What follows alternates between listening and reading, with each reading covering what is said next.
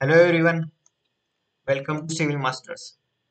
तर आज आपण बघूया की bridge hydrology that is the lecture number 5. सुरू करण्याच्या आधी एक सांगतो की आपले जे एमपीएससी मेन्सचे जे ब्रिज इंजिनिअरिंगचा जो सिलेबस आहे त्याचे जे आपण लेक्चर घेतोय ते या एकाच लेक्चर सिरीज मध्ये आपण पूर्ण कव्हर करणार आहेत. आणि जे आधीचे आपले लेक्चर झालेले आहेत ते खाली डिस्क्रिप्शन बॉक्स मध्ये एक लिंक आहे प्लेलिस्टची, त्यामध्ये भेटतील तुम्हाला. आणि लास्टली सांगतो की यार सबस्क्राईब करा, कारण यार खूप मेहनत लागते असे व्हिडिओ बनवण्यासाठी, परत अॅनिमेशन वगैरे क्रिएट करण्यासाठी, आणि आपण हे फ्री ऑफ कॉस्ट प्रोव्हाइड करतोय तुम्हाला. तर एक रिवॉर्ड माझ्यासाठी हा रिवॉर्ड असेल जर तुम्ही सबस्क्राईब केलं तर. ठीक आहे, चला आपण आता लेक्चर नंबर 5 बघूया, that is the bridge hydrology. पहिल्या लेक्चर मध्ये आपण काय काय पाहिलं? आधी आधी आपण पाहिलं की इम्पेरिकल मेथड्स पाहिल्या, फ्लड डिस्चार्ज कसा मेजर करायचा, रॅशनल मेथड पाहिली, परत क्रायटेरिया काय असतो डिझाईन डिस्चार्ज साठी, नंतर आपण पहिले वॉटरवे काय असतो, आणि देन इकॉनॉमिक स्पॅन. तर आता आपण या लेक्चर मध्ये सुरुवातीला पाहूया की काही क्वेश्चन्स पाहूया जे कदाचित एक्झामला विचारले जाऊ शकतील. So let's take first example, that is the calculate afflux. Afflux काय असतं? एफ्लक्स काय असतं हे आपण फर्स्ट लेक्चर मध्ये पाहिलेलं आहे. आता ज्यांनी फर्स्ट लेक्चर पाहिले नसेल ते इथे वर आय बटन दिसत असेल तर तिथे तुम्हाला आय बटन मध्ये तुम्ही क्लिक करा, तुम्हाला ते फर्स्ट लेक्चर मिळून जाईल. Calculate afflux, upstream depth of water is 4 metre and downstream depth of water is 3.2 metre. आता समजा हे एक ब्रिज आहे आणि खालून एक वॉटरवे. वॉटरवे कुठलं तरी स्ट्रीम जाते. सपोज ही डाउनस्ट्रीम आहे, ही डाउनस्ट्रीम आहे आणि ही अपस्ट्रीम आहे. ठीक आहे, डाउनस्ट्रीम मध्ये त्याची जी डेप्थ आहे वॉटरची डेप्थ आहे 3.2 मीटर आहे इथं, आणि इथं किती आहे 4 मीटर आहे. तर इथे 4 मीटर का झाली? तर इथे मध्ये जे तुमचं ऑब्स्ट्रक्शन आहे ब्रिज, त्यामुळे काय झालं, वॉटरवे कॉन्ट्रॅक्ट झाली. कॉन्ट्रॅक्ट झाल्यामुळे ऑफकोर्स त्याची व्हिलॉसिटी वाढली, आणि व्हिलॉसिटी वाढल्यामुळे काय झालं, वॉटरची डेप्थ इन्क्रीज झाली. तर आपण कसं कॅल्क्युलेट करायचं अनालिटिकली? तर जस्ट काय कॅल्क्युलेट करायचं, अपस्ट्रीम डेप्थ आणि डाउनस्ट्रीम डेप्थ यांचा जो डिफरन्स असतो that will be our efflux. Simple आहे. तर आता तुम्ही सोल्युशन बघा. काय एफ्लक्स म्हणजे काय? Upstream depth of water minus downstream depth of water, that will be our afflux. तो काय येईल? 4 minus 3.2 that is 0.8 metre. Now see the next question. आता हा क्वेश्चन आहे इकॉनॉमिक स्पॅन वर बेस्ड. आपण पाहिलेला आहे फॉर्म्युला की इकॉनॉमिक स्पॅन काय असतं. Economic span is nothing but L equal to under root P. जे पी असतं तुमचं, पी म्हणजे काय? Cost of pier divided by A.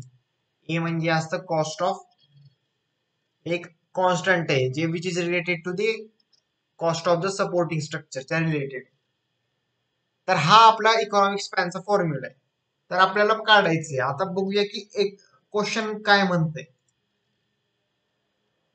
Following are the cost of the one pier and the one superstructure span of multiple bridge for various span length. The cost of superstructure which excludes cost of railing and flooring system. Cost of superstructure मध्ये त्यांनी cost of railing आणि flooring system धरलेली नाहीये.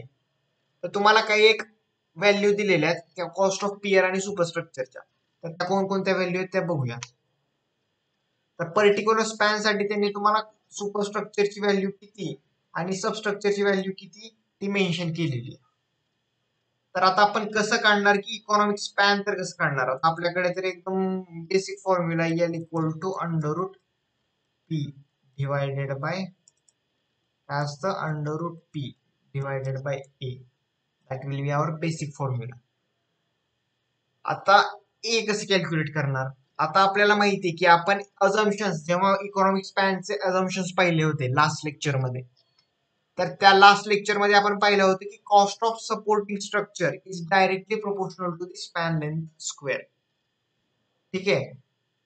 तर आता आपण जे mathematically जर त्याला कॉन्स्टंट ऍड केलं आणि इक्वल टू केलं तर काय होईल, cost of supporting structure which is equal to the A multiply by span लेंथचा स्क्वेअर. तर आपला ए चा फॉर्म्युला काय होईल, cost of supporting structure divided by supporting system divided by span लेंथचा होल स्क्वेअर.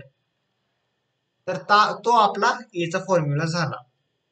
ठीक आहे, आता आपण पण इथे किती स्पॅन आहेत, 4 स्पॅन आहेत, तर ए ची व्हॅल्यू कशी काढायची, काय करायचं, ए 4 स्पॅन आहेत ना, इच स्पॅन साठी ए ची व्हॅल्यू काढायची. तर अशा आपल्याकडे 4 व्हॅल्यू येतील आणि त्यांचा ऍव्हरेज किंवा त्यांचं मीन घ्यायचं. That will be the our constant A. Okay, A value निघाली. आता पी कशी काढायची, पी म्हणजे काय असतं, कॉस्ट ऑफ पियर. आपल्याला यांनी व्हॅल्यू दिलेल्या आहेत कॉस्ट ऑफ सबस्ट्रक्चर. तर आपल्याला एक अझम्पशन आहे, cost of pier and its foundation is constant. ते कशावर व्हॅरी करत नाही, ते ऑलवेज कॉन्स्टंट असतं. तर 22,200, 23,200, 23,000 आणि 23,600 या व्हॅल्यू तुम्हाला सबस्ट्रक्चरच्या त्यांनी दिलेल्या आहेत. तर ते कॉन्स्टंट असल्यामुळे काय होणार, सिम्पली त्यांना ऍड करायचं आणि divided by 4 which is average काढायचं. That will be the our value for the cost of one pier, that is P. तर आपण बघूया की solution let's see the solution. आपल्याला माहिती आहे की इकॉनॉमिक स्पॅन असतो पी बाय ए. आता मी तुम्हाला सांगितलं होतं, कॉस्ट ऑफ जे सुपरस्ट्रक्चर आहे, सपोर्टिंग सिस्टीम आहे, equal to A multiply by span square. तो आपला फॉर्म्युला तयार झाला, ए equal to cost of superstructure divided by span लेंथचा स्क्वेअर. तर कॅल्क्युलेट करा प्रत्येक स्पॅन साठी. Now if we calculated for each span then we will get the value. ह्या व्हॅल्यू आपल्याला भेटतील. हे 1700 आणि हे काय, स्पॅन लेंथ 4 मीटर आहे पहिली, त्याचा स्क्वेअर केलेला आहे, बाकी काही नाही केलेलं. तसं 4 स्पॅन साठी व्हॅल्यू काढल्या, we will get the values. आता काय करायचं आपल्याला, ह्या 4 व्हॅल्यूचा ऍव्हरेज घ्यायचा. Now here we have gotten the average, that is the 108.875. आता ए तर आपली निघाली. आता नेक्स्ट आहे cost of pier. Cost of pier कसं कॅल्क्युलेट करायचं, सेम कॉस्ट ऑफ पियर म्हणजे काय, it is nothing but substructure. तर ते कॉन्स्टंट असतं, त्यामुळे आपण डिरेक्टली व्हॅल्यू घेतल्या आणि डिवायडेड बाय 4 केलं. तर आन्सर आला आपलं 23,000. So the formula is the under root P by A. So put the value and by putting the value we will get the 14.6 meter. That will be our answer.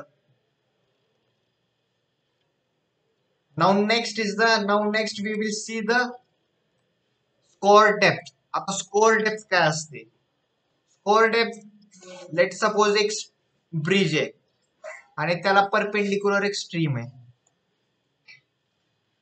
आता जेव्हा ह्या स्ट्रीमची एक particular velocity असते, जे पाणी flow होतं त्याची एक पर्टिक्युलर व्हेलॉसिटी असते. जेव्हा ती व्हेलॉसिटी लिमिटिंग व्हेलॉसिटी पेक्षा जास्त असते, म्हणजे velocity of stream is greater than the limiting or nothing but the maximum velocity, त्या सिच्युएशनला आपण स्कोर म्हणतो. Velocity of stream is greater than limiting velocity which the erodible particle of bed material stand, then score occurs. If velocity of stream is not greater than limiting velocity, then we call it as a silting. तर important question आहे, MPSC ला विचारलेला आहे, एकदा 2017 ला question विचारलेला आहे यांनी, एन्व्हायरमेंटच्या पार्ट मध्ये विचारला होता. तर कुठेही विचारला तरी कन्सेप्ट सेमच आहे की व्हेलॉसिटी जर स्ट्रीमची जास्त असेल लिमिटिंग पेक्षा, then we call it as a scoring. अजून एक डेफिनेशन आहे त्याची, the velocity with which bed particle moves. आता ज्या स्ट्रीम वर जे बेड पार्टिकल असतात ते ज्या व्हेलॉसिटीला मूव्ह करतात आणि त्याची जी डेप्थ असते त्यालाच आपण स्कोर डेप्थ म्हणतो. Now next is the normal scour depth. The depth of water in the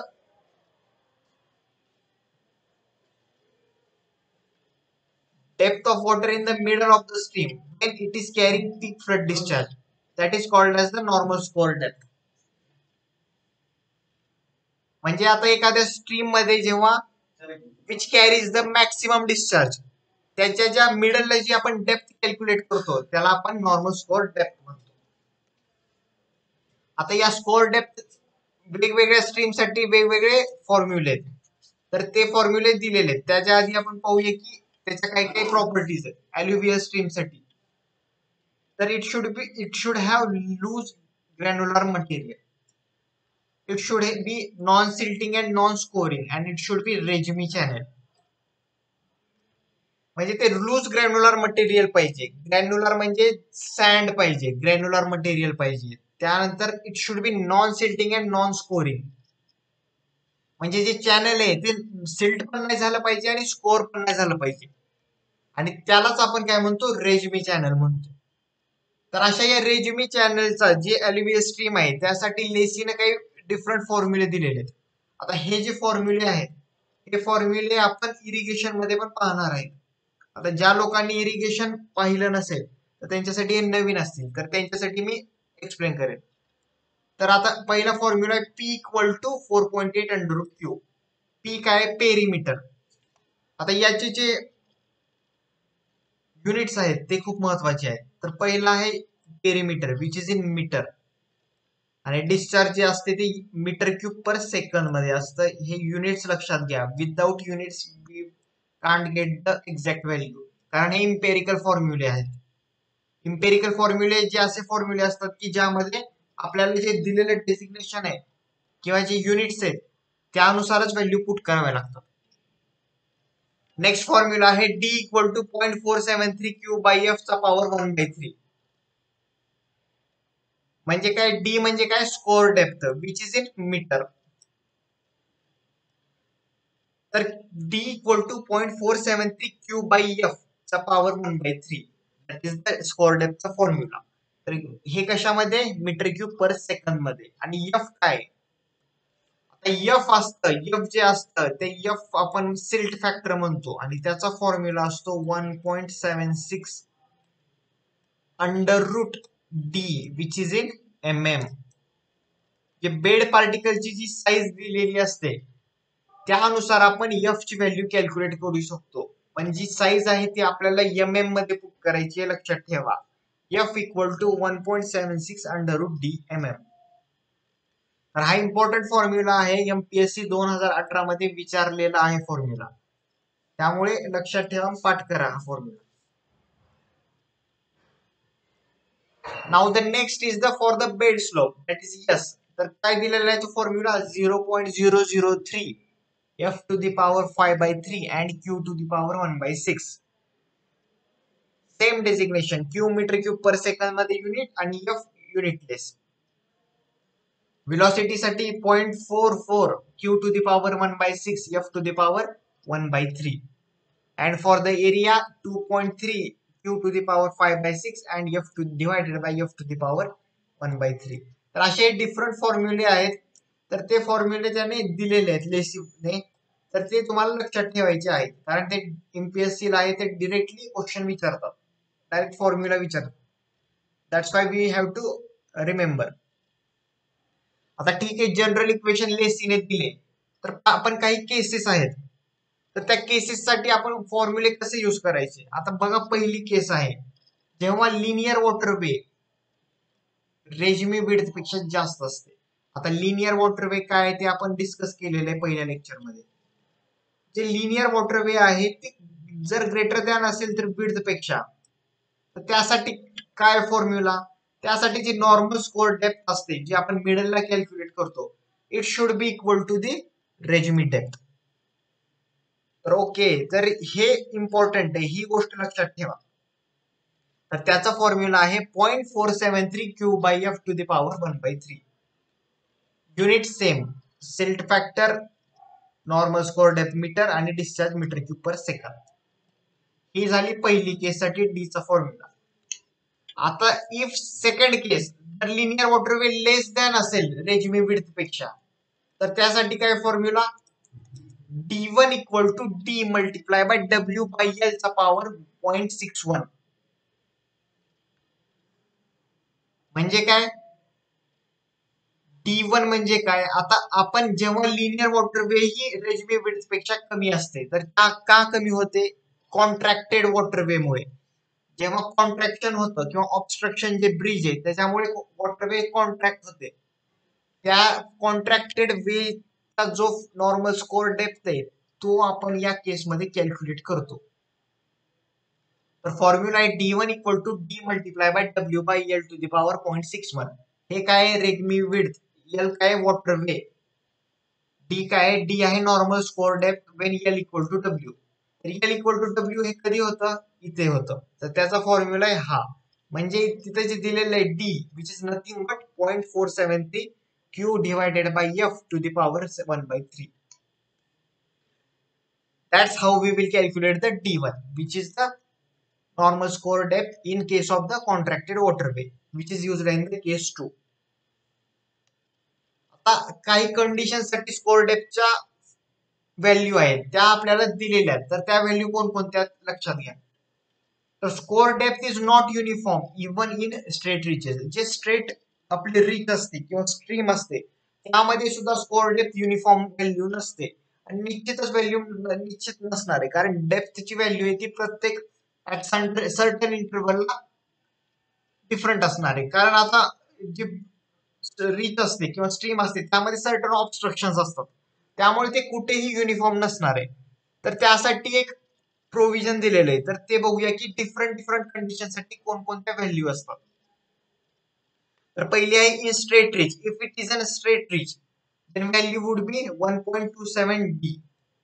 Moderate bend साठी 1.5 D, सीवर साठी 1.75, राईट अँगल साठी 2 D आणि नोजेस ऑफ पियर साठी 2 D.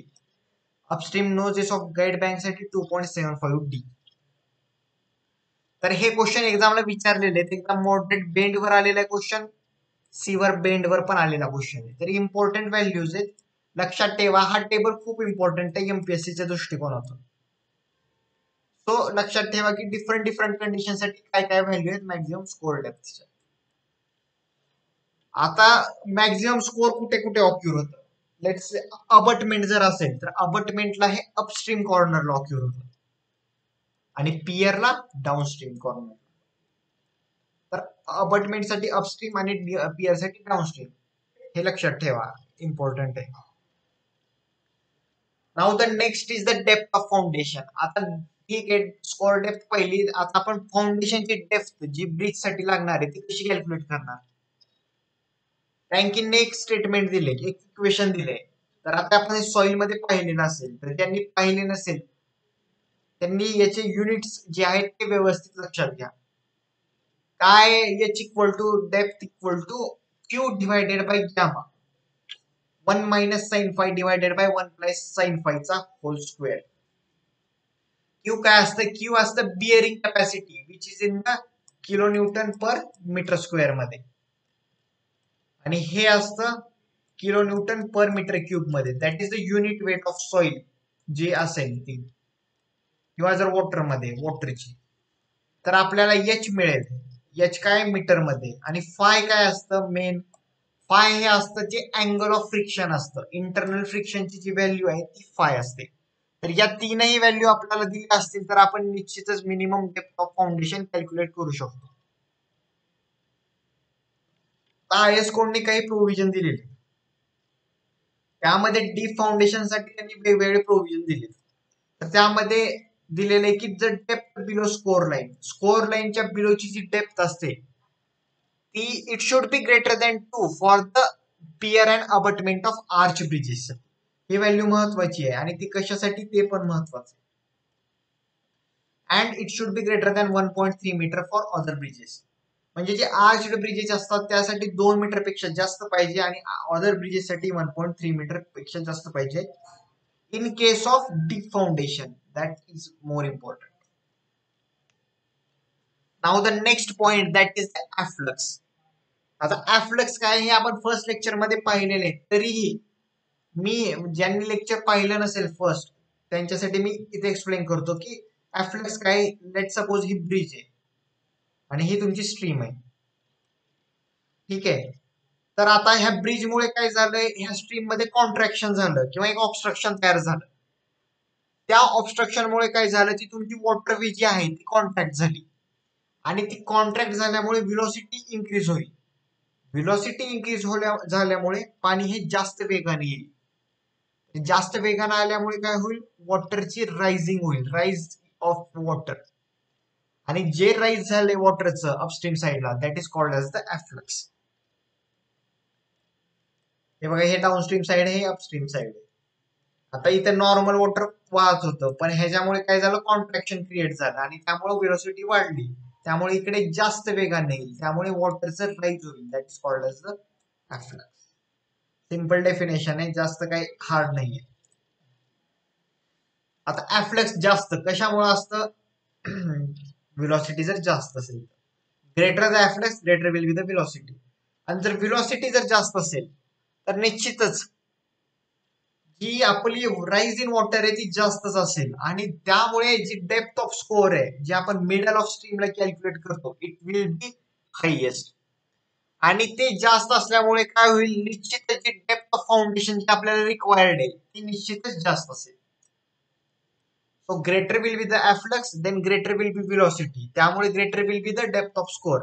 Hence we require the greater depth of foundation. Important question आहे, MPSC 2012 ला विचारलेला आहे, लक्षात ठेवा. आणि कन्सेप्च्युअली लक्षात ठेवा, पाठ करून लक्षात ठेवू नका. पाठ केलेले जास्त रिटेन राहणार नाही, पण एकदा कन्सेप्ट समजला की ती मॅक्सिमम गोष्टी लक्षात राहतील. आणि हा पण क्वेश्चन एमपीएससी 2013 ला एफ्लक्सची डेफिनेशन विचारली. आता आपण एफ्लक्स कसं डिटरमाइन करतो? There are two methods to determine the efflux. First is the Merriman's formula and the Molesworth formula. By this method, we will calculate the efflux. Now, exam point of view, if we see, तर यांचे जे फॉर्म्युले आहेत, that is not required. कारण हे खूप complicated फॉर्म्युले आहेत आणि असे फॉर्म्युले एक्झामला विचारण्याची शक्यता पण कमी आहे आणि जे न्यूमेरिकल्स आहेत या फॉर्म्युल्यावर ते पण येण्याची शक्यता खूप कमी आहे. फक्त तुम्ही लक्षात ठेवा की दोन मेथड आहेत, मरीमन्स फॉर्म्युला आणि मोल्सवर्थ फॉर्म्युला. नाव आपण एक एक्झाम्पल बघूया. ह्या टाईपचं सेम एक्झाम्पल 2018 एमपीएससी ला विचारलं होतं. तर क्वेश्चन म्हणतोय की आपला question says the bridge has the linear waterway 150 metre, natural waterway 220 metre. Calculate velocity of approach if flood discharge 1200 metre cube per second. Now you have to calculate the velocity of approach. इथे एक द्यायचं राहिलेलं आहे, आपण width जी आहे, width of stream 3 metre साठी calculate करूया. हे लक्षात नाहीये माझ्या, तर इथे तुम्ही लिहून घ्या की 3 मीटर आहे विड्थ. तर आपल्याला व्हेलॉसिटी ऑफ अप्रोच कॅल्क्युलेट करायचंय. आता जर ज्यांनी एफएम मध्ये पाहिलं नसेल ते पहा की डिस्चार्ज व्हेलॉसिटी ऑफ अप्रोच काय असतं, डिस्चार्ज डिवायडेड बाय एरिया. पण तो कोणता area? Area should be actual area. Actual area. तर आता आपल्याला ऍक्च्युअल एरिया कॅल्क्युलेट करायचा आहे. तर कसा करणार? आपल्याकडे लेंथचे तर व्हॅल्यू 2 आहेत. तर आपल्याला ऍक्च्युअल एरियासाठी जी नॅचरल वॉटरवे ती घ्यावी लागेल, कारण ती आपली ऍक्च्युअल वॉटरवे. तर ती काय आहे, 220 आणि विड्थ आहे 3 metre. So the actual area will be 220 multiply by 3, that is the 660 metre square. That will be our actual area. Okay, now let's see the solution. Natural waterway area equal to 220 multiplied by 3, that is the 660 meter square. आणि contracted area काय आहे, 150 multiply by 3, that is the 450. त्या contracted waterway मुळे bridge, एखादं bridge construct केल्यामुळे ती linear waterway आपण calculate करू शकलो. पण ती काय आहे, ती कॉन्ट्रॅक्टेड वॉटरवे, कारण एक ऑब्स्ट्रक्शन आपण क्रिएट केलेलं आहे तिथं. पण आपला जो नॅचरल वॉटरवेचा एरिया आहे तो 660. त्यामुळे आपल्याला जी व्हेलॉसिटी ऑफ अप्रोच कॅल्क्युलेट करताना ऍक्च्युअल एरियाज घ्यावा लागेल. सो काय 1200 divided by 660, that is the 1.83 metre per second. That will be our answer. Simple आहे, आपल्याला ऍक्च्युअल एरिया कॅल्क्युलेट करायचा आहे. Now the next point is the freeboard. Now see freeboard काय असतं? आपण हे फर्स्ट लेक्चर मध्ये definition जे आहे त्यामध्ये पाहिलेलं आहे, तरी आपण इथे व्यवस्थित पाहूया की फ्री बोर्ड काय असतं. आता लेट सपोज एक ब्रिज आहे आणि खाली एक स्ट्रीम आहे, ठीक आहे. आता हायएस्ट फ्लड लेवल, आता जेव्हा त्या ब्रिजची highest flood level, let suppose इथं आहे त्याची हायएस्ट फ्लड लेवल, इथे वॉटर आहे, हे पूर्ण वॉटर आहे, इथं त्याची हायएस्ट फ्लड लेवल आहे, आणि ह्या ब्रिजची जी आहे फॉर्मेशन लेवल रोडची, त्या दोघातलं जे डिफरन्स असतं that is called as the free board. Simple word मध्ये HFL minus formation level that is free board. Highest flood level कधी येते? आता हायएस्ट फ्लड लेवल हे मॅक्सिमम रेनी सीझन मध्ये येते, जेव्हा मान्सून असतो त्यामध्ये ब्रिज मध्ये जास्त पाणी राहतं, त्या जास्त पाण्यालाच आपण हायएस्ट फ्लड लेवल म्हणतो. आणि जी रोडची जी फॉर्मेशन लेवल आहे त्या दोघातलं जे डिफरन्स आहे that is the freeboard. Okay, now we will see the some different values of freeboard for the different type of bridge. तर काही व्हॅल्यू दिलेल्या आहेत आयएस कोडनं, तर त्या बघूया. हाय लेवल ब्रिज साठी 600 mm, मिनिमम 600 तरी पाहिजे फ्री बोर्ड. आर्च साठी 300, मिनिमम 300. गर्डर साठी 600 to 900. आणि नेव्हिगेशन जे चॅनल असतं किंवा स्ट्रीम असतं त्याला आपण 2400 ते 3000 mm. आता ह्या व्हॅल्यू का लक्षात ठेवायच्या? तर MPSC 2019 ला विचारलं होतं हाय लेवल ब्रिज मध्ये फ्री बोर्ड किती असते, आणि MPSC 2017 ला विचारलं होतं की नेव्हिगेशन चॅनल मध्ये फ्री बोर्ड किती असते. त्यामुळे आपल्याला ह्या व्हॅल्यू लक्षात ठेवाव्याच लागतील, आणि हा पण जो टेबल आहे तो MPSC च्या दृष्टिकोनातून खूप महत्वाचा टेबल आहे. So these are the value of freeboard that we need to remember. तर आज आपण काय काय पाहिलं? आज आपण पाहिलं की स्कोअर डेप्थ काय असते, त्याच्या डिफरंट कंडिशन्स पाहिल्या, देन डेप्थ ऑफ फाउंडेशन पाहिलं, एफ्लक्स पाहिलं, आणि फ्रीबोर्ड पाहिलं. असा आपला ब्रिज हायड्रोलॉजी कंप्लीट झालेला आहे. आता आपण नेक्स्ट लेक्चर मध्ये सुरू करू की लोडिंग. ब्रिजच्या ज्या लोडिंग आहेत त्या कशा घ्यायच्या, dead load, live load, wind load, त्याचे जे सर्टन पॅरामीटर्स दिलेले आयएस कोडनं ते आपण पाहूया. आणि लास्टली यार, ही लेक्चर बनवण्यासाठी खूप मेहनत लागते. PPT किंवा जे अॅनिमेशन्स आहेत ना त्यासाठी खूप वेळ जातो, तर आपण हे फ्री प्रोव्हाइड करतोय. तर एक रिवॉर्ड म्हणून एक सबस्क्राईब जे लाल बटन दिसते तुम्हाला तिथे क्लिक करा, कारण that will be my reward. म्हणजे मला समजेल की बाबा तुम्हाला विद्यार्थ्यांना काही समजते, आणि ज्या विद्यार्थ्यांना काही समजत नसेल त्यांनी खाली कमेंट बॉक्स मध्ये कमेंट करा की बाबा मला तरी कळेल की तुम्हाला काही समजत नाहीये. कारण जर आपण फास्ट घेत असो तर फास्ट तर खूप फास्ट होते असं सांगा, म्हणजे त्यावरून मी माझी स्पीड ऍडजस्ट करेन. आणि आता जी इंक दिसते तुम्हाला स्लाइडवर, तर त्यामुळे मी तुम्हाला जे PDF खाली या प्रत्येक लेक्चरची PDF आहे ते खाली आपल्या डिस्क्रिप्शन बॉक्स मध्ये टेलिग्रामचं जे चॅनल आहे त्यावर मी अपलोड करत आहे. तर त्या चॅनलला तुम्ही जॉईन व्हा आणि तिथे तुम्हाला PDF भेटून जाईल, आणि ते विथ फ्री ऑफ कॉस्ट आहे. तर चला आता आपण नेक्स्ट लेक्चर मध्ये भेटूया, that is the bridge loading.